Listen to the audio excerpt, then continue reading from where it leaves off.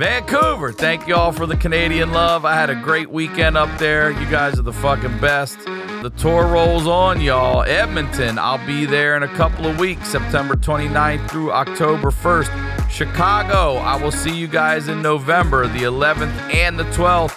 And Grand Rapids, I'll see y'all December 9th and 10th. Get your tickets to those shows and all shows on my website at ryansickler.com. The HoneyDew with Ryan Sickler.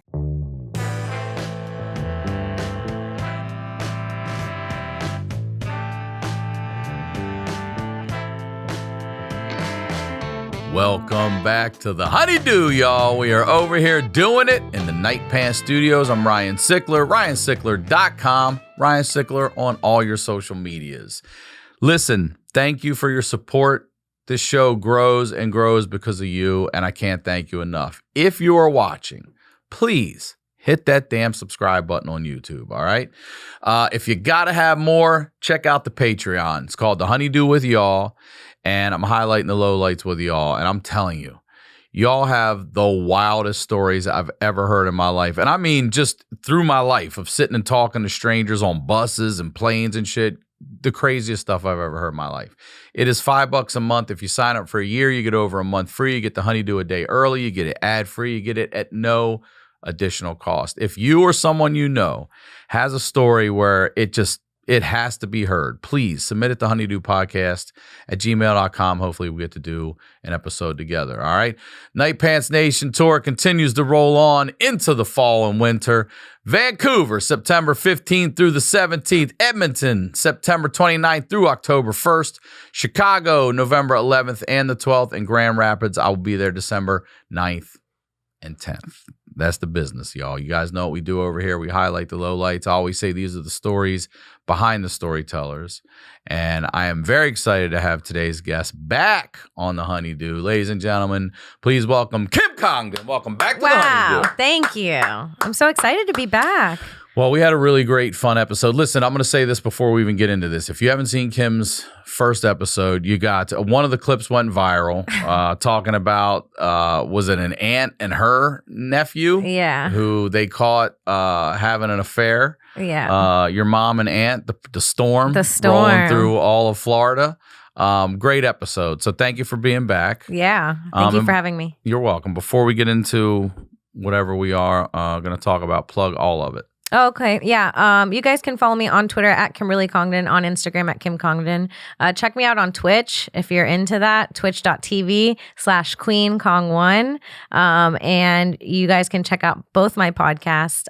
One of them's called Broad Topix, Topix, and the other one's called This Bitch with Sarah Weinshank. So good. Yeah. And you can find both of those anywhere you find podcasts. And please go follow, subscribe. It's free. And I will be at Skankfest in Vegas, October 15th through 17th. So make sure you get tickets for that if it's not already sold out. All right. So second episode here, we're sitting down talking about more because we really only, like you said, you went back and listened. We didn't get into too many stories. So yeah, I was surprised. You're from Florida originally. Yes. And your mom is from where? Is she also Florida? My mom's Puerto Rican. She's from Puerto Rico, but she Okay, she was born in Puerto Rico. Yeah, but okay. when I was born, we came to Florida. Gotcha. Yeah, I was born in Florida. And what was your dad's background again? My dad is, well, his family is from Kansas, but his mom was part Native American as well. Okay. But she would always, she seems super Native American for a very white woman. So I don't know. A lot of turquoise and shit around the house. Yeah. She just had all these black and white photos of like. everywhere. Yeah. It was like she took like pictures of like that Pocahontas cartoon and put them in black and white and put them in frames. She was like, these are our cousins. But yeah, my dad's white essentially, but Okay. he lived in Puerto Rico for a long time, so he speaks like fluent Spanish. And is that where he met your mom? Yes. Okay, so they came here together. Yeah. So he came back and brought her. Yeah. All right. Yeah. He said it was the worst mistake of his life. Listen, that's so funny you say that because you just made me think of it. I love that you just said that. My dad would drive me and my two brothers, and whenever we would pass by the church where he got married, he would be like, "That is the worst." That's what he would say too. Because there's where I made the worst decision of my life. Then my dad's like, "I took your kids, mom though. here." Then her fucking kids, sister came. Then her fucking mom came. Then her brother came. They all came, left fucking Puerto Rico because I Does he have a brought southern him here. accent? Yeah. And he speaks fluent Spanish? Yeah. Does he have the southern accent when he speaks Spanish? No. All right. He speaks Spanish. That's hilarious. He's a surfer. I wouldn't say it's super southern, but it's It's a drawl. Yeah. That's There's what I a get drawl. told all the time. Yeah. Yeah, you sound like you're from like North Carolina or something. I get it a lot. Maryland's got an accent. Maryland's a weird place. Yeah. For dialect. Yeah. And in general.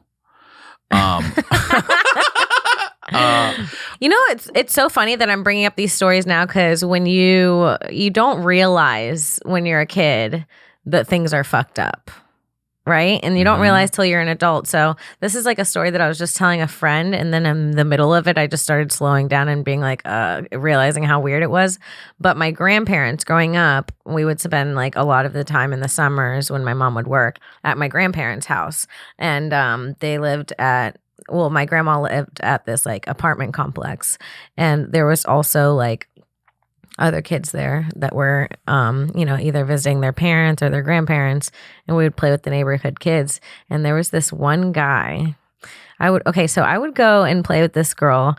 I don't remember her name, but she was my age, and then her little sister was my little sister's age, so it was perfect. So we'd go over there, and it was really crazy that my mom would let me like into their house or into their apartment because their dad was like obviously very mentally ill. Oh, but really? we didn't realize it as kids. Like as kids, we thought that he was like cool. We thought he was like, what was he like? He was like, he told us that he could read minds and that he heard voices. And he was like thinking back on it, he was creepy as fuck. He was huge. He was bald. He had glasses, but he was always so nice to us. And he was just their dad. And he was their dad, and he loved them, and he was like very sweet to them. And they, but he was very obviously disturbed. He had all these like paintings and like pen scribble, and they'd be like all these disturbed faces. And then I remember at one point, like, who was the wife? There was no wife. They were visiting their dad. Oh, he just is a visit. This is a single dad weekend. Not living Every with other them. weekend Got they it. were going there for the weekend. And then we would go play with them. And nothing ever bad ever happened. Like he was never like inappropriate with us and he was a very nice guy. But next door to him, we would all be playing outside. And when I would have to walk to his house, there would be this guy at the archway, and he was like very disabled. Like on his Stephen Hawking's vibes. Chair? Like, yeah, in a chair, body shape of a dead ant. Like, you know what I mean? Yeah. He was like, as a kid, I was like always I was a very sweet kid. So I would try and like wave to him. And how old are you at this time? Like 7, 8? I have to be grade? 9, okay. 8 to 9 would be about the age. And my sister was like 4. Yeah, so I'm about 9. And I would wave and he wouldn't wave back, and I would feel bad, and I'd run into my friend's house. And I remember the kids behind us who were like more bad, they were like teaching us how to cuss. They were like, "Don't wave to him. He's a fucking pervert." And I was like, "What?" And then the next day I'm coming and he has got his dick out. No. He's the same position. I don't even know how he got it out, dude. It doesn't even look like out? I couldn't figure out how you got the zipper. I was more shocked by the mechanics. Somebody came over and did it for him. She gets paid to help him be a pervert, a caregiver. Yeah. No, he's just got his dick out and he's just staring at us. And then like me and my sister ran. Is he just sitting there? He's just sitting there with his dick out. And he's kind of smiling. He's into this. This is like his thing. And so, yeah. Outside. And this was like the beginning of the summer. This was like my first experience with it. So we ran and we told the kids, and they're like, "Yeah, he does that. That's why we don't wave to him." That's what they said. And so for the rest of the summer, when we'd play outside, he had on his wheelchair so he didn't get hit by cars. He had a literal red flag. You see this motherfucker come. He had a literal red flag. You see that red flag coming down the street? You would just see cars because the apartment complex was like a really poor neighborhood. So it was behind like a Dollar General and like it was like behind like this warehouse, all this shit. So it'd be a bunch of behind a Publix. Yeah. So it was like behind all this shit and there was like a bunch of cars and stuff, but you'd see that little red flag come in and we'd go, Jerry! And we'd run. Yeah. It was so funny that the flag was red. I didn't realize when I was a kid, but you would see it waving in the wind. That is hilarious. Yeah. We had a guy that we were warned about. You know what I mean? Like he was in the community. The weirdo. And I think he had gotten in trouble or something. And he worked for like the fire department. We would go play bingo and shit. And they'd be like, that guy right there. That, parents would tell you like. And I just remember being in the bathroom one time and he came in and I'm peeing and he's next to me and I'm finishing. I go to wash my hands and he goes, make sure you wash your hands. And listen, I'm probably 7th, 8th grade. And I already wasn't a kid that took shit. Yeah. You know what I mean? My mother was beating the fuck out of me. I didn't care. Right. And this guy's like, make sure you wash your hands if you want to be my buddy. And I turn around. I'm in there by myself. And I said, I don't want to be your buddy. I go, you touch kids. You said that? Yeah. Then I got the fuck out of there. No. Yeah. You touch kids, man. Yep. We had Not you roasting the molester. We had a guy, at I had to go to I was raised Catholic, so we had to go to confirmation. Okay. And in order to go to confirmation, they make you do these classes and all. And one of them was like a lock-in. I don't know if you've ever been to one of these fucking church lock-ins, okay? Yeah, it was it's like a sleepover. Yeah, all night long. They guilt you. They make you write every bad thing you ever done on paper and burn it in front of everyone. Yeah, it's acoustic sick. Guitar circles over here and shit. People are secretly fingering each other. 100% what I was about to say. There's definitely a finger corner going on. There's a lot of blankets corner and shit in every church. Every church, there's one in every church there's one stinky finger, at least. Our Lady of the Stinky Finger. Okay. Our Father, who art in heaven.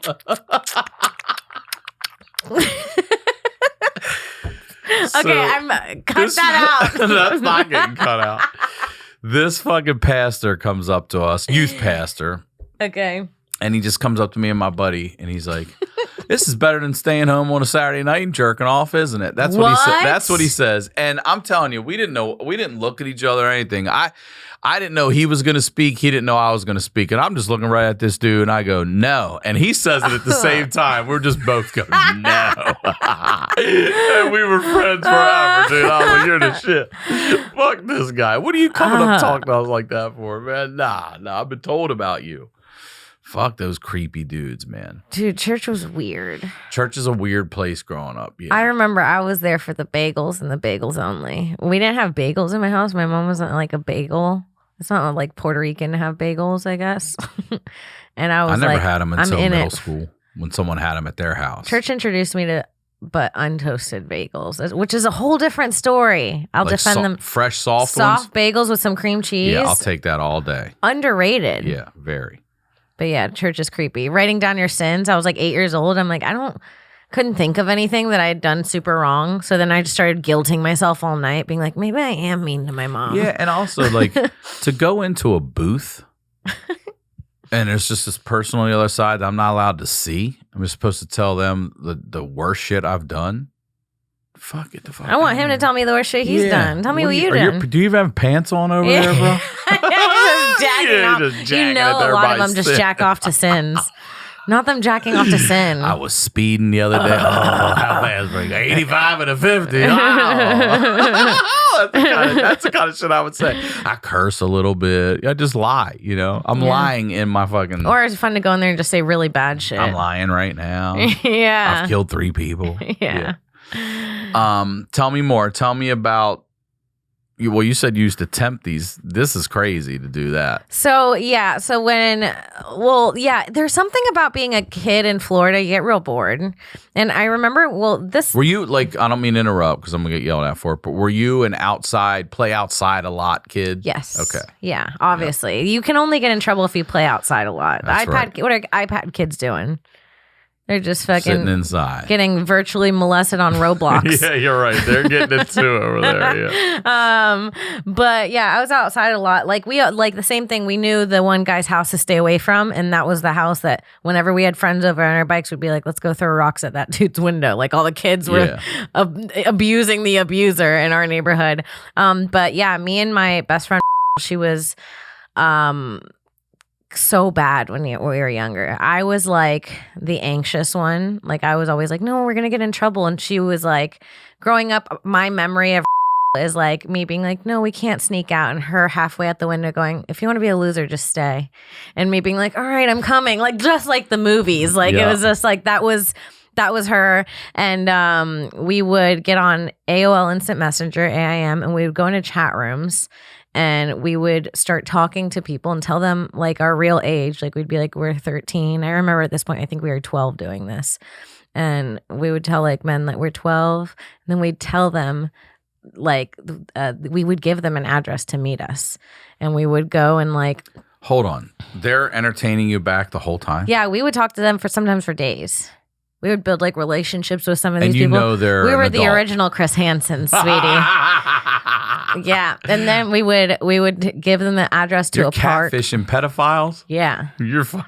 Then we would give them an address to a park in the neighborhood where we lived, and we would go and hide and just watch them wait for us. They would show up. A couple of times. Why wouldn't you tell your parents or the police? Because we liked them just looking dumb, waiting for kids that ghosted them. Yes, and then we would just laugh and go home and be like, let's go smoke a cigarette out of your mom's thing.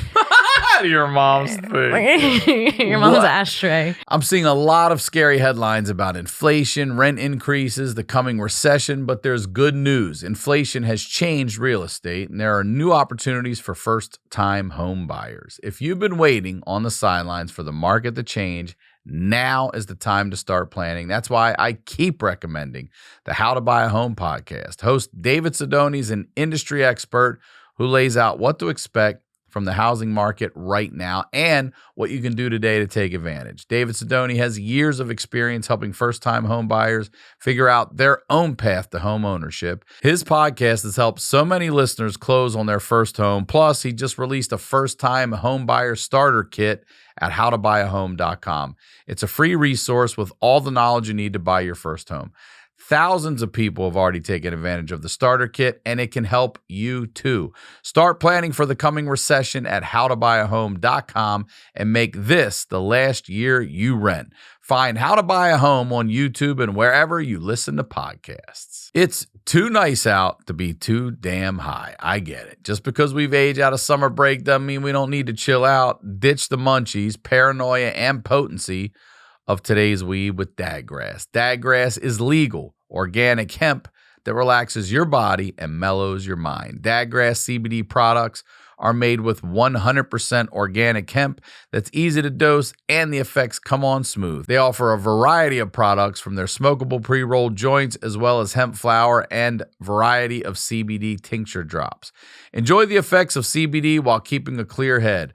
All Dadgrass products are federally legal for ages 18 and over, and it ships right to your door anywhere in the U.S. Go to dadgrass.com/honeydew to check out their products.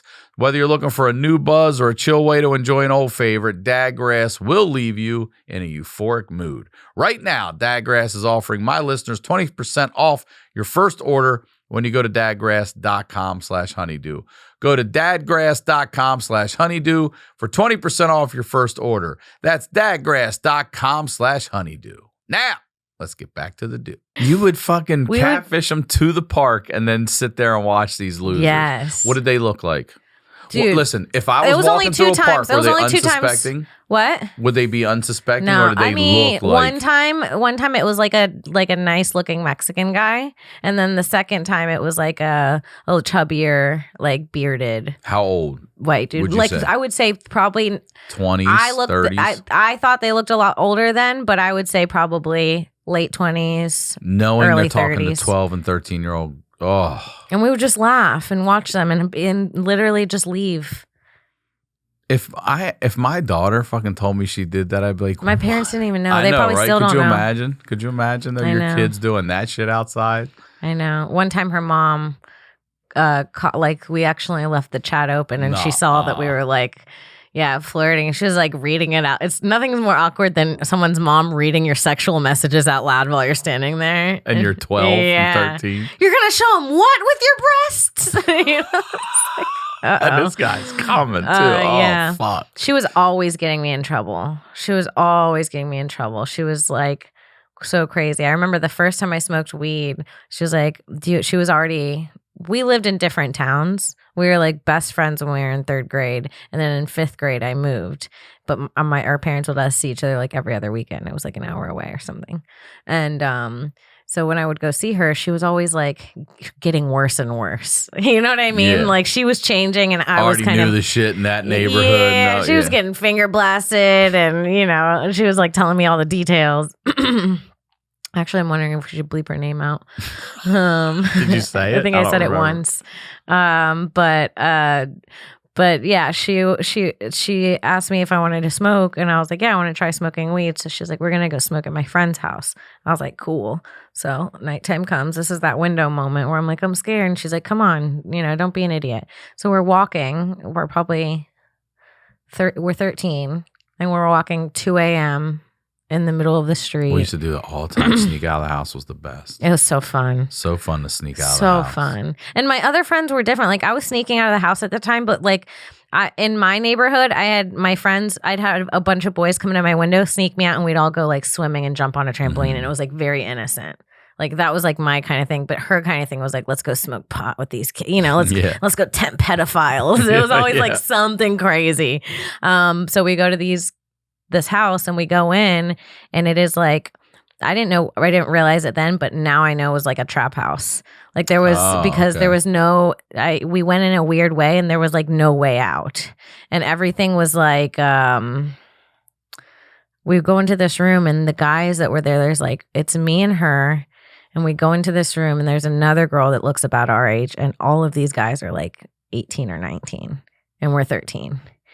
And we go into this room and they're like, it's like the whole house is so dirty. It's like a hoarder's house almost, where there's just a trail to the room. And we're sitting, and I'm like sitting on this couch, and they close the door and then they start locking it. And there's like 4 or 5 locks on the door, and they lock every single one of them. And I'm like, okay. And then they're definitely like adult, older grown men, and that girl's been there before. You could tell she's comfortable as fuck. She's smoking, my friend's smoking, I smoke. And Are they? They're all smoking. And then they find out it's my first time getting high. So then they're like, all right, let's get her, like she's got to hit her first bowl. And they end up being so nice and so fun. We ended up getting stoned with them. And like they smoked, and then they're like, oh, and like I made it a thing. We got high and we watched some like live leak videos and some shit on, I think it was like before World Star, it was something else. I don't remember. E-Bombs World.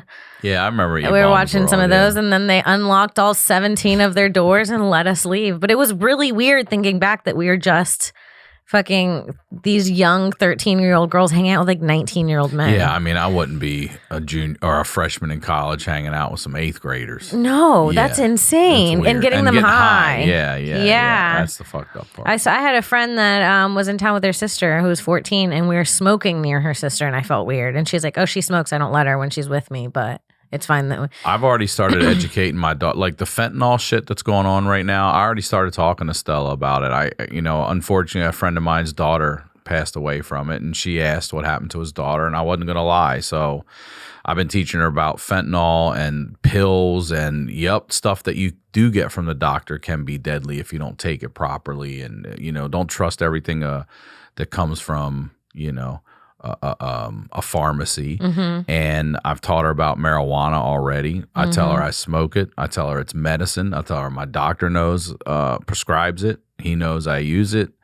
And that's what that smells like. And don't ever smoke cigarettes. I'm just being as real as I can with her, because I feel like kids, like you telling me, how old were you again?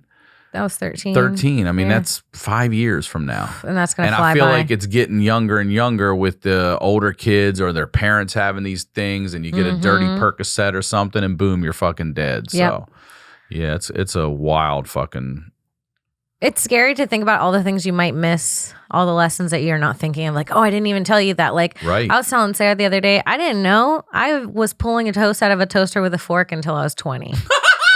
I swear. I swear. I've been swimming with electronics for years. I'm telling you.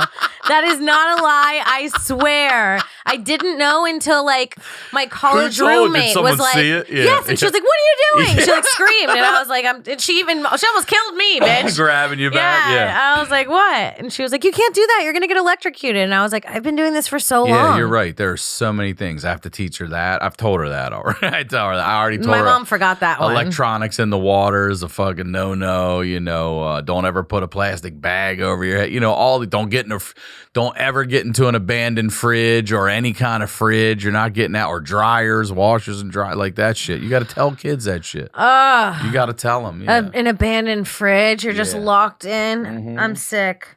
That's probably happened. People's children have gone missing in a fridge and they can't get out and no one can hear them and they just rot in a fridge. I'm sick over that. That's sick. That's fucked up. Suffocate over that. Yeah, there is. I mean, it's crazy the things that you survive when you're younger, and like you think about all the close calls you had and stuff too. Well, I just think too, being 16, we weren't wearing seatbelts until they made it a law. And then I'm like, all right, we'll put it on. Now I feel naked without it, but before, I don't remember putting the damn thing on when I was 16. I was just so like, I didn't feel like I could die when I was that young. No one does. Yeah. You're bulletproof. Yeah. You're invincible. I mean, during the summers, I remember one summer, me and my friend Andrea, we were probably 14 or 15. We just hopped on the back of two 50-year-old men's motorcycles who offered us a joyride. Where are you meeting all these? There's pedophiles everywhere. Men? They're not lacking. Girl, probably, yeah, these people are around. And when we're 14, we're not thinking that these guys want to fuck us. Right. Like we're still we have boobs and we have like nice, like our bodies are developing now, but we're still like mentally a little bit younger. So we're like, these old guys just want us to give us a ride because like. The same way, they're like nice. My uncle would be like, hop on. You know what I mean? Yeah. Like, that's a weird to say uncle. Yeah. I don't have a dad. That's what I know. I do have a dad, but it is weird to use uncle as an example. Uncle's such a pervy position, even if you're not a pervert. It just sounds like pervy in a story. But anyways, we would hop on their bikes, go for joyrides, not give a fuck. I remember one time these dudes like hit on us and my friend Andrea told them to leave us alone, and they followed us in their truck, and she just took her whole fucking big gulp and just threw it in the passenger seat window, just soaked their entire car with like a fruit punch. Yeah. We didn't give a fuck. We didn't think anybody was going to attack us, and nobody ever did, really.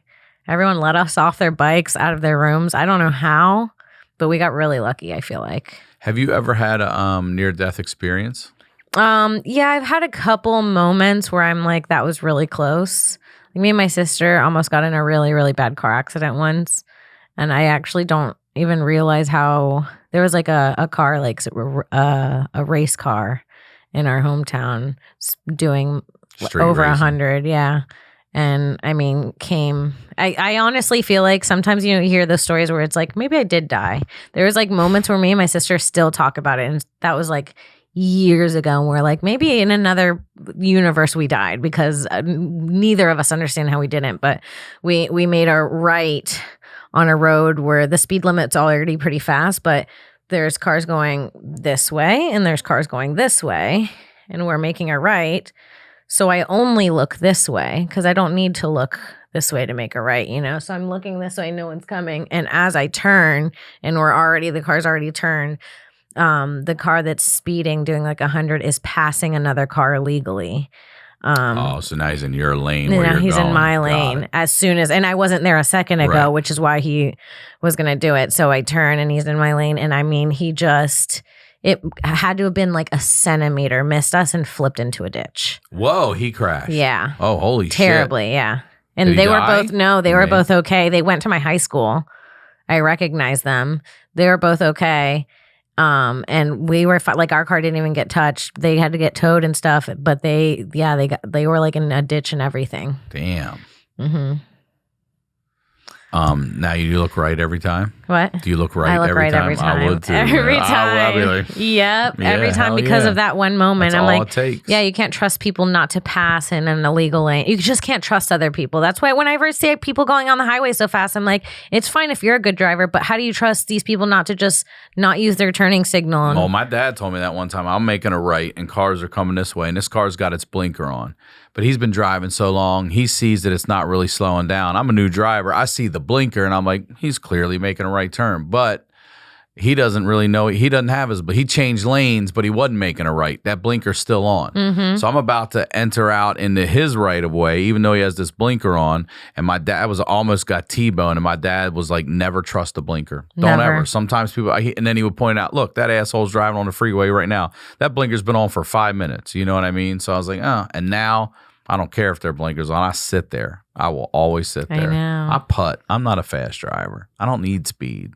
I'm just right there. You know, I had a weird moment when I was driving one time. I like to get super like psychedelic and weird, but I did have a moment. I was driving in LA very recently, like 3 months ago, where I just like was going maybe 10 miles over the speed limit. It was on Melrose on my way back from the Comedy Store. And then I just was like, you need to slow down. Like to myself, I was just like, slow down. And I slowed down. And then a car ran the red light in the opposite lane, like right before me. Damn, or you would have been hit. Mm-hmm. And it was like, I don't know why I slowed down, but I was like, you need to slow down. And it was like right then. Jeez. And I just saw the car come in. Will you tell me the story about your first boyfriend? Oh my gosh, yes. Yeah. So I had my first boyfriend. He was. How old are you? This was in middle school. So this is in 8th grade, maybe 7th grade. 7th grade is when we met. And we dated a little bit from 7th grade to 8th grade. And he was like really sweet, but he actually had like a really, he had like a really sad life. Like he would tell me when we were younger that like his mom would abandon him and that, you know, they would get locked in the garage for days without food, like Damn. Really super horribly abusive. And then he was living with his dad after being taken from his mom because she was like on drugs. And he was a really, really sweet kid. He was super shy. He was also incredibly talented. Like he was such a good basketball player. Like our entire town knew him for it. Everybody was like saying that he would be able to go into the NBA. And he was like, I don't know how many points is a lot, but I always in my head remember him saying that he averaged like 30 something points a game. Yeah, that's a lot. Which is a lot. That's a lot. Which is a lot. To average, Yeah. that is incredible. Yeah, he was like really, really good. And that number makes sense, right? Yeah, okay, it's not like too far. No. Okay, because that's what I mean, remember. if he's that good, no. He was so good. And yeah, he just had like the worst life. But his dad, who I thought was like a really good man, but looking back on it now, he would lie to my mom when I was in 7th grade. And he would tell my mom, like, I would go hang out with him Friday after school. And he would tell my mom, he would call my mom and say, oh yeah, I dropped her off at her friend's house for a sleepover. Because I would tell my mom, oh, after I hang out at Jimmy's, his dad's going to take me to Jessica's. I'm going to stay there for the weekend. And I would just stay at Jimmy's for the weekend. Really? Yeah. And then his dad would lie for me. Why? Why do you think he did that? Because his son wanted his girlfriend to stay the night. And he was like, I thought he was a really good parent, but he was just like, whatever you guys want to do, we can do. Kind of parent. You know what I mean? Mm-hmm. He was always really nice, but not really parenting. No. Yeah. No, not really parenting at all. Yeah. And so we dated for a little bit, but then it was like around that time that a bunch of our friends started like trying to drink, and like, that's like about that age where everyone's like trying to party for the first time. And Jimmy lives in this tiny, tiny fucking town about like 25 minutes away from me. And it is like the meth area of Florida. It is like so gross. Like if you live there, you're done. If you don't leave, you're done. And he just starts kind of changing. And so I break up with him because he starts acting different, and he gets into like some gang shit in that area, which at this point I didn't even realize that my town had like gangs and stuff, but I guess it did. And him and his friend at this point are like in and out of like youth detention centers and like juvie, and he's like dating like really shitty people. He's dating some chick, and then and you're still in touch, or you just hearing about him? No, I completely cut. Like we're not really in touch at all. I think I hung out with him like a year after that a couple times, and he was my friend. I tell my friend Tyler, I'm like, Jimmy was always really sweet. And he's like, yeah, to you, he loved you, but he was a fucking monster. Like, that's how he describes him. He's like, he was a crazy monster animal. And so he starts doing all these drugs, and then he gets this girl pregnant, and they have a baby, and you can tell they're both on like bad drugs. Like the pictures are like, when you see people's faces like sink over time, it starts like their eyes, he starts like looking like dead. And then his friend who we'd known for years, suddenly he gets arrested. He's in prison. I don't know what happens. Someone calls me and he's like, oh, Jimmy got arrested. And the friend got his head cut off. What? Yes. Do you know how? They just found the head. They just found his head? They just found his head and nothing else. Who was he fucking with? So they had robbed a local gang, I think. And I think they had like robbed him of, and I think it was so stupid, I think they robbed him of a roll of lotto tickets, scratch-offs. That's what he literally lost his life for. And then I don't know what happened that put them to prison. I don't know what gang it was. I don't know any details, but that's the story I heard. Yeah. Wow. Yeah. Fuck. Yeah. And so he's still in prison. Actually, I think he gets out. I think he might be out now. I think I heard that he was getting out like this year. Jimmy? Mm-hmm. Has he ever tried to reach out to you? I know. No social media? No. No jail correspondence? No. I don't know if he would know where I am. Yeah. It's kind of hard to find people from jail, I think. Yeah, but not if they have internet. You're an easy Google. That's true. Were you always Kim Congdon? Yeah. You're an easy one then. Yeah. You know what's crazy? I still have his pajama pants, and I still wear them often. Nuh-uh. Yes. How long has he been in prison? How long has he been away? He got locked up when I was 20, so 11 years. He had his pants for 11 years. I had his pants for like 15 years. Yeah, they're really comfortable. I'm gonna give you a pair of night pants right when we're done so I can get rid of my prison pants. Get rid of these prison fucking pants. I like them. Now at this point, I've had them for so long, and I also have like such a soft spot for who I know he could have been. You know what I mean? Yeah. Like I saw him for like the sweet abused child he was before he got into drugs, and I like to remember him that way. So, but yeah, it's a fucked up town. There's incest, rape, robbery, gangs. All in your town. Yeah.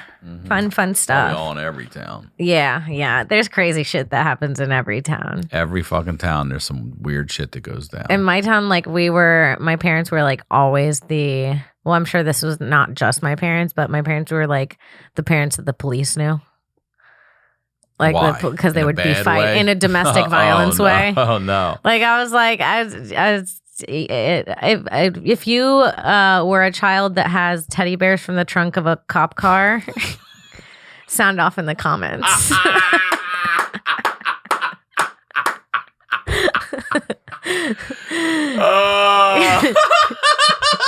Because your parents fight so hard, they have to bring you a toy. They got a stuffy fucking budget. Yeah, they do. For the kids. It does make you feel better, I'll tell you. I've seen them. I've seen him. My daughter's mom dated a cop, and he gave my daughter like a little canine with a shirt on. It said Elsa gonna know police or whatever. I was like, he'll keep you safe. It's like, Rover. Yeah. My dad hit my mom. Rover's not helping. I'm supposed to use this to dab the blood. I put this on her forehead so his fist only hits Rover.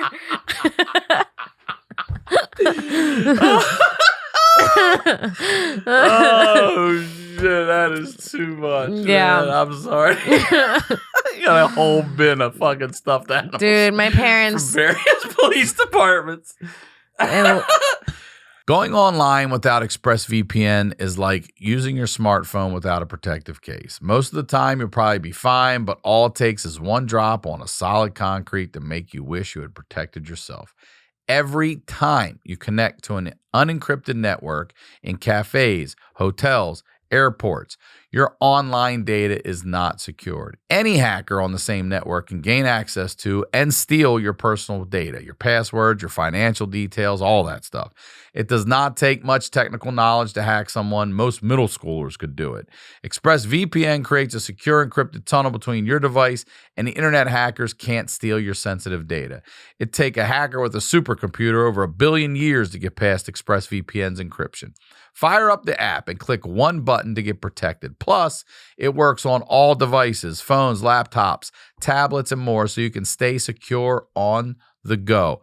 Look, I use it here. We use it at the studio. I use it at home. All right. ExpressVPN is the only way to go to protect your computers, your online privacy. Secure your online data today by visiting expressvpn.com/honeydew. That's expressvpn.com/honeydew. And you can get an extra 3 months for free. Yeah. expressvpn.com/honeydew. Smoking cannabis doesn't have to hurt. In fact, there's a way to cough less and enjoy chili smoke with zero chest or throat burn, and the solution is a freeze pipe. Freeze pipe makes a unique line of freezable pipes, bubblers, bongs, and more. The secret is freezable glycerin chambers on every piece. Pop one of these glycerin chambers in the freezer for 1 hour, and as smoke passes through the icy chamber, it's instantly chilled for a bigger, colder, and smoother hit. I use my freeze pipe all the time, okay? Easy to clean. Throw that glycerin chamber in the freezer for an hour. Clean it up. Boom. I don't cough. My throat doesn't burn. My chest doesn't hurt. And I've got the small bubbler, and I'm telling you, I love it. It's the way to go. Comes in a really nice, steady, secure case. Good stuff, y'all. Freeze Pipes founders were tired of overpaying for pipes and bongs at local head shops.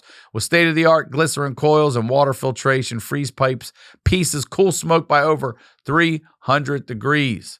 Most people report the cough way less with Freeze Pipe, but everyone reports this is the nicest cannabis smoking experience they've ever had. That's no lie. If you're tired of burning throats or coughing up too much when you light up, visit thefreezepipe.com and use code HoneyDew for 10% off. That's thefreezepipe.com. Use code HoneyDew for 10% off and say goodbye to harsh cannabis smoke. Now, let's get back to the do. They loved making a scene. Well, it was my mom and my stepdad. But they loved making a scene, dude. Yeah. They love the cops coming over. I remember one time my mom got arrested when they were fighting one time, and I was like crying with my little stuffy, and I was like watching my mom in the back seat, and I just watched the bitch. She just fucking kicks the back window off the cop car, starts breaking it. You could start see the window. The back window? The back window. You can see it start coming off, and I see the cop is like, she's gonna break the window, and they both run over to fucking, and you're and then 3 hours later, this bitch is calling, it's cold in jail. I said, yeah, bitch, it's cold. Yeah. Why the fuck are you kicking out a cop window? Ask him to cover you with the stuff. Yeah. Just under a little mountain. And I remember my stepdad was like, ask him for a blanket, babe. And I'm like, you guys are toxic. They were toxic. And so then she would get let out? Yeah, and then she'd be out in 3 days, and they'd fight the next month. No charges pressed, no nothing. No, they would like drop the charges on each other and always call. You can't do that shit anymore. You know? No. Now the city presses charges. Really? Yeah, because what happens is a lot of women are scared to speak up. so they don't want to press charges. So like I know for a fact Santa Monica does. So if you decide to not press charges, the city will. Mm-hmm. So your mom would have been fucked back then. Who knows? Maybe she was. Maybe she was. Who knows? I don't know. I didn't know the details. You remember then. court? Yeah, I remember some court. There's court for some stuff for sure. What did they give you at court? I don't know. I just remember being in court. A little lollipop. A chocolate gavel. Oh, there's Kim. Hey, they Kim. give you little play handcuffs. They got pictures of you from 3-4 years of your school on the wall. You're getting big, girl. You keep coming back. Yeah, they loved to fucking fight. Those two. And he would get arrested too sometimes? Yeah. Sometimes I remember one time the cops came and she pointed out all his weed. Nuh-uh. I remember he ran out of the house with it before the cops got there and was like dumping in the woods, and she brought the cops over to the woods. Like, here it is. Nuh-uh. Yeah. Yeah. How long are they together? They just got a divorce like a couple years ago. But how many years are we talking? Since I was 5 and I'm 31. They're doing 26 years of that behavior. Mm-hmm. What made her finally stop? And you know what's crazy is they got a divorce, they got blocked, and I still think that they're hanging out. I still think that they at least contact each other. What made your mom finally say, I'm getting a divorce? Or I think it was him? I don't know. I wasn't there. That's not a conversation you have with your mom? No. But you... Oh, you know what? I talked about it on the last podcast. I think it was the last time they fought, and he pushed her. Oh, he pushed her? He was like, he pushed her to the ground, and he got did he get arrested? I can't remember if he got arrested this time, but he pushed her, and then he was like, I'm done. He's like, I can't push her. You know what I mean? He's like, I can't get arrested. Yeah, you can't. And I think I said on the last podcast, I was like, she probably deserved it. like she probably she'll push you to the edge. You know what I mean? Yeah, she'll do it to where you're like, bitch, you need to be pushed. Do you ever fight with her like that? Has she ever been physical with you? Because I ask because dads and sons, we have that moment, and it's not the dads, it's the son that thinks he's big and bad enough to take dad. You know, what do you have? You ever have a moment like that with your mom? My mom and my stepdad. I used to fight my stepdad regularly as a teenager. We would just fight. You'd punch and stuff? Yeah, he'd get in my face. I'd push him off. He'd push me, and we'd start... He'd push you? Yes. I couldn't imagine pushing a 14-year-old girl. Right. That's what I'm saying. I could imagine pushing my 14-year-old son. Yeah. But not my daughter. I can never imagine putting hands on my daughter like that. Yeah, I think I've maybe shoved my mom once or twice as a teenager, but like... She has fucking thrown vacuums at me. She has fucking. Well, somebody had to help her. Her worst story though. She broke her leg one time, and she was trying to like come after me, and she was trying to throw shit at me. We were in a fight, and I fucking took her crutches and I threw them outside. She couldn't get to me. She was crawling, and she's so dramatic. She was on the ground like Terminator. Still coming to get you. Right? Because if you know my mom, she is drama. She is like one of those people that like if you push her, like that. Like it's like she's very like everything's 1,000%. She's a character. Yeah, she seems like a character. She is a character. It's the storm, man. The storm. The storm's coming. The storms are brewing. The storms are brewing. She's wild. What were your... she found my stepdad in the ocean once. Huh? What do you mean? Yep. In the ocean? She found my stepdad in the ocean once. What do you mean found him in the ocean? He went on a fishing trip and left her a note instead of like talking to her and telling her. And it fucking set her off. She thought she was like, he's on the boat with women. No. Yeah. And she went and fucking called the Coast Guard. No. Was she on the boat with him? Like, and I've heard two different versions. And the version that I've heard that she was on the boat with them. My stepdad says that she came on the boat with them. My mom says that she was waiting by the deck. on the dock for them. My still there. stepdad says he was fishing, and out of the fog comes the Coast Guard with my mom on it, which is the funniest version of it. Yeah, it is. And the fog split and she's up front. Yeah. Yes. Yeah, you can see just a light that's circling slowly, a white light. That is crazy. Yeah, found the motherfucker she found in him the ocean. In the ocean that fishing. She said he left a note saying he was going to be back at midnight. It was 2 a.m. He wasn't back yet. She was fucking pissed. Not worried. Not but she scared for used his worried life. as the excuse. Of course, yeah. And then she told the Coast Guard they were missing. They'd gone missing. She had lied about the time, so it was she's longer coming time. at night too. So yeah, she's Not coming the at morning night. Just her fog. curly hair blowing in the wind. Oh yeah.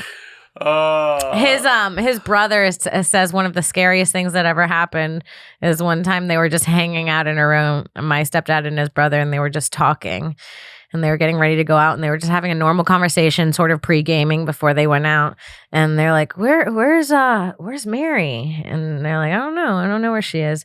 And they're like, oh, well, I guess we'll just go out without her. And then right then the closet door rips open and she goes, I'm here. And What's in the closet? Just listening to make sure that they weren't talking about her. Man. You know what she did to my dad? That's what I want to say. Do you have any memories of them together? No, because they got divorced when I was 5, and I think everything before that is kind of a blur. But my dad tells this story that he had this side hustle. This is such a fucked up story. He had this side hustle where he was fishing for tropical fish, and he was selling them to like tropical fish aquariums or whatever, the people that sell tropical fish. And he had like a whole setup. He had built this whole thing. And he had all this fish and this whole system. And he said he probably had 15, 20 grand in fish in this room that he had just like, he was about to sell. And him and my mom got into a fight. The storm did not. The storm bleached. No. Every tank. Put bleach in them? Killed them all. She killed them all. Fucking mass murdered those fish, man. That is terrible. Fish aside. She killed them all. She did. She killed them all. Isn't that horrible? Just because she's mad at it. Listen, if you're listening to this, don't cancel me. It's not me. I would never do that to a fish. Killed I have empathy. fish. I go to therapy. Jesus. Yeah. Yes. Yeah, your mom. She's crazy. How do you set boundaries with her then? How do you keep contact yet enough distance that it doesn't drive you? It's always a work in progress. And we're currently working on it. Is she aware of who and how she is?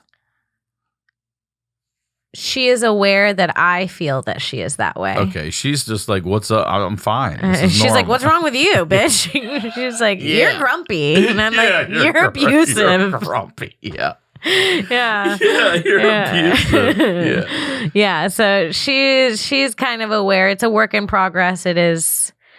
Yeah, it is a lot. It is crazy because I started doing therapy like probably 5 or 6 months ago. Like I've been trying to do therapy for like the last 10 years, but I've only, up until this last therapist that I've been seeing for 6 months, I've only been able to see therapists one time, and then I don't want to see them again.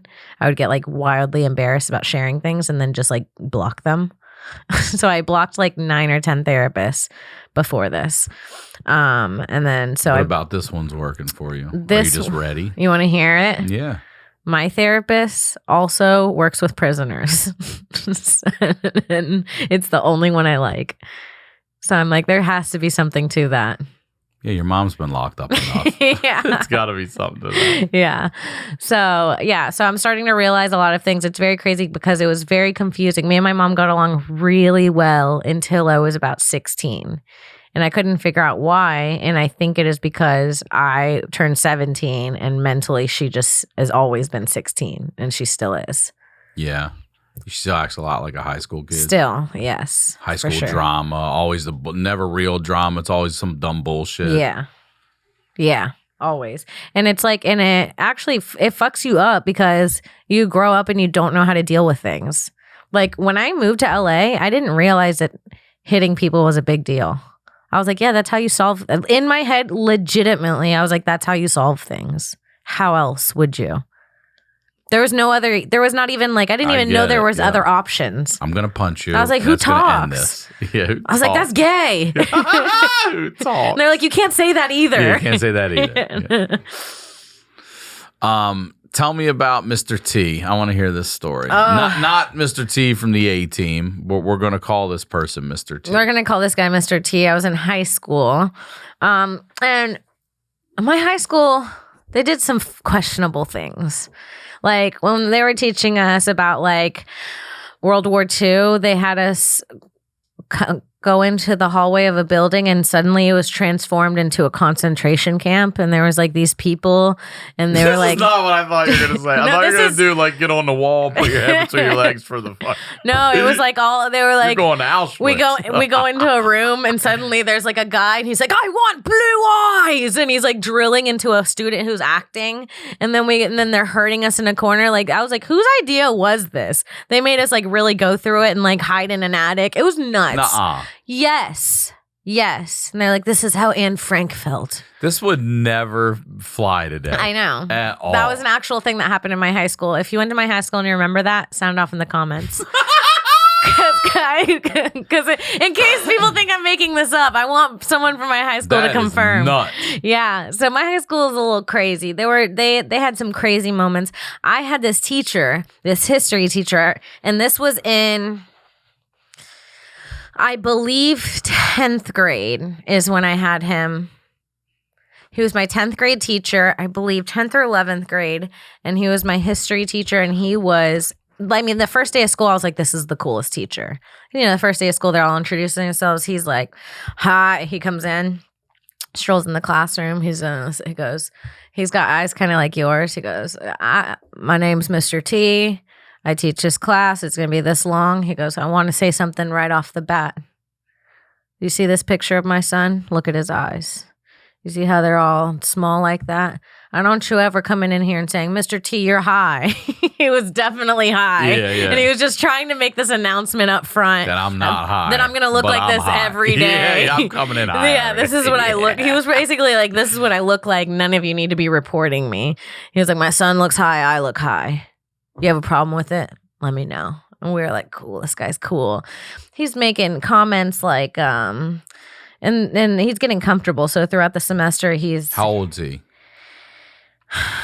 Early 40s. Okay. Late 30s, early 40s. And He's been teaching a while, too, at this school? I believe he had been teaching for 5 or 6 years at school, and I think he was teaching at another school before that. And he got very comfortable throughout the semester. He would be the teacher that if you like talked out of place, like he would be mad at you, but he'd do it almost like in a roasty way. Oh, he made us hold books above our heads. And it was always like humiliation tactics is what he liked to use. I remember at one point he was like saying something, the first day of class, he said, telling facts about himself. And he was like, I'm this, I'm from here. And he was like, and the perfect height for a woman is right here. Nuh-uh. Yes, that's what he said. And he put the thing, he was like, because the top of their head could be a cup holder. And he said something weird like that. And me and my friends were like, huh. And he was just always making comments like this girl, she had ripped jeans on. And he was like, how'd you get those holes in your knees? So he was always saying like little things like that. And then at one point he puts on this thing. Okay, and I've been trying to find this, so hopefully one of your fans can help me out. He put on this movie for us. He was like, got kind of lazy mid-semester, and he'd always tell us about this student. He'd talk about his favorite student. It was this girl. He says that they were the closest friends ever, and it was one of his most gifted, talented students. His mouse pad was a picture of him and her. That's that's the craziest shit you've told me so far. Yeah, and then in class, he'd had students from the other hours, the other periods during their free time. They'd come in and give him a shoulder massage while he taught us. Just like no girls. one at the school saying anything. No. This was like allowed then. I don't know how to explain it. A lot of teachers like to get massaged. That's a thing. I've seen that a lot. And so he put on this fucking thing for us that was playing for like days in our classroom during like finals week. And it was like this softcore Renaissance porn.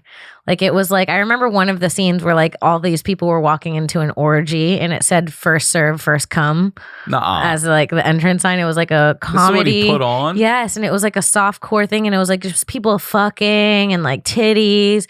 And I remember like he'd be like, if the principal comes in, we have to change it. And he was like putting it, and we would just watch it every day. He was just, I think he was probably getting off to all of us watching porn in front of him. And then I got a job at like the local bar in our town. And so all the teachers from my high school would come there on the weekends. The police, like I knew all the local police, and I was the food runner, but I would like bring out their beers and stuff. And so like I was like friends with a lot of the adults. So on the weekends, I would go play poker with my teacher, this guy, Mr. T. Yeah. So we would go and I would meet up with like the local police and my teacher, and we'd all like play poker. And then at the end of the year, it came out that he was having a relationship with that student. He got fired. It was the next year. The mousepad student? The mousepad student came out and said that she had been abused and he had took the best years of her life, blah, blah, blah. And what he did was wrong and he blah, blah, blah. And then this is so bad because we were young. But this happened. This happened. You're looking like, guys, please don't judge me for this because we didn't know. And he was just, to me, he was an awesome teacher who let us watch rated R movies. Who I played poker with on the weekends. He's seen me have a beer at a party. He's been cool. You know what I mean? Like, and then he gets canceled. He gets fired. And this is the next year. And all of the students who had them previously wore Team T t-shirts. Really? Yes, to support of him. And but it was all chicks. Because he was only nice to chicks. So there was like all these high school hot chicks. It was like team t-shirts. And we all got dressed up the night before to support him. So it was like all the slutty high schoolers being like, he did nothing wrong. We love him. With a t-shirt on. Yes. Yeah. Man, but he never made a move at you. He never made a move at me, which is a little insulting. You did play a lot of poker with him. Yeah, I played a lot of poker. That's weird. But he knew because I was my boyfriend. He played poker at my boyfriend's parents' house. And everyone knew this? No, I don't think my boyfriend's parents knew how creepy he was because he just did it in the classroom. Yeah. Yeah. We had a shop teacher. Mm-hmm. Shop teacher. A metal shop, too. Okay. Mr. P, we'll call him. I feel like I could say his name, though, because he did get in trouble, but I'm not going to. Mr. P. And I remember the girls. I guess girls, some of them start developing at least breasts, 7th, 8th grade, whatever. And some girls did, and they would tell us, like, this guy's looking down my shirt. And we're like, no, he's not. No, he's not. Like, yeah, he's looking down my shirt. And then we had friends, our age would have younger siblings. And they would go through middle school and have Mr. P's class. And those girls would say the same thing. And then I met friends of friends who 10 years, like this guy definitely looked down girls' He's been looking at titties since Nam, yeah. Since Nam. So the guy ends up retiring. Okay. And he turns his laptop in. Okay. And doesn't erase the child porn on the school-issued laptop. No. And they fucking finally get the guy. They got him. Finally got him. And he was all those years. He was taking pictures? Not of the girls. But he was watching shit. Whatever was on that computer was not of the students, I believe. It was of whatever's on the dark web out there. Mm-hmm. And it's a school-issued laptop. And this dumbass didn't fucking clear it. Didn't wipe it. And had been, in fact, looking at that shit and was looking down. Shop teachers are perverts. Our shop teacher got caught too. He would go smoke weed with the guys. The students? Our shop teacher, yeah. With some of the students, he would go smoke weed with the students, and then he got fired for making out with a girl.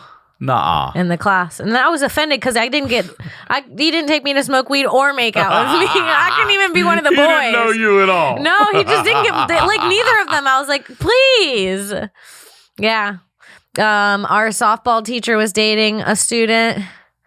Our female softball teacher. The female softball teacher ended up having a relationship. Got fired for dating a girl on the softball team. One of the students. Yeah. Yep. And then when I was in high school, I had a huge crush on the soccer coach. Huge crush. and I wanted to bang him so bad. I was a virgin, but I wanted to bang him so bad. How old was he? He had to be like 20s, 24, 23. Too young to be in high school. You can't be 23 hanging out with 18-year-olds. And it was like my senior year, and I had the biggest crush on him. And I remember one time he was standing in the gym and he had a Coke, and I asked him if I could have a sip of it, and he let me have a sip of his Coke, like his straw Coke. Yeah, I was like, he wants me. He wants me. That's kind of sexual. You can't let an 18-year-old who obviously has a crush on you have a sip of your drink. Did he know you had a crush? Yeah. He did. Yeah. That's weird, right? How old were you when you lost your virginity? You said you were a virgin at 18, but you wanted to give it up to the I soccer lost my coach.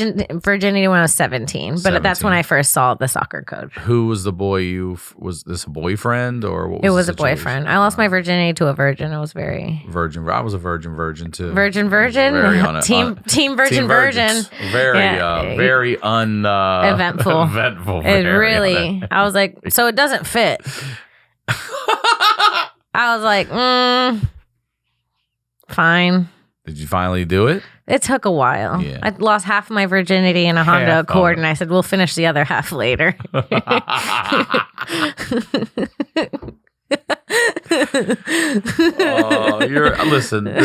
You're a lot of fun. Thank you for coming on here and sharing these fucked up stories. I needed not that this was light in any way, but it's definitely a little bit of a more lighter episode. I fucking you're too much, man. I kind of want to meet your mom. I really do. Does she ever come out for shows? Yeah, I've banned her for a year. But if she's good for one full year, I told her if she's good for one full year, she can come back to shows. She heckled me the last show. At your own show. Just fucking being loud, taking pictures where it's like, the sound. Flash. Kim, stand still. Yes. And I'm like, go sit down. And I'm screaming at her. I'm like, too much. So, but you'd love her. She's great. I want to see you two together. That's what I think would be funny. I'll send you the video of when we caught the aunt making out with her nephew. I'll send you that video. Send me that. I want to see that. I got you.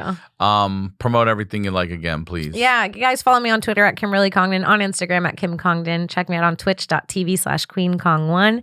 And make sure you check out my podcast, Broad Topix, Topix, and my other podcast, This Bitch, anywhere that you find podcasts. They're really, really funny. Check them out on YouTube. Check out the clips on my Instagram. And I put all my show dates on my social media. And Sickler, thank you for having me. You got it, girl. Anytime. I love this show. I love your fans. Everyone was so fucking nice last time. Yeah, you got a really great response. Yeah, they love you. Good. They're sweet. As always, RyanSickler.com, Ryan Sickler on all social media. We'll talk to y'all next week.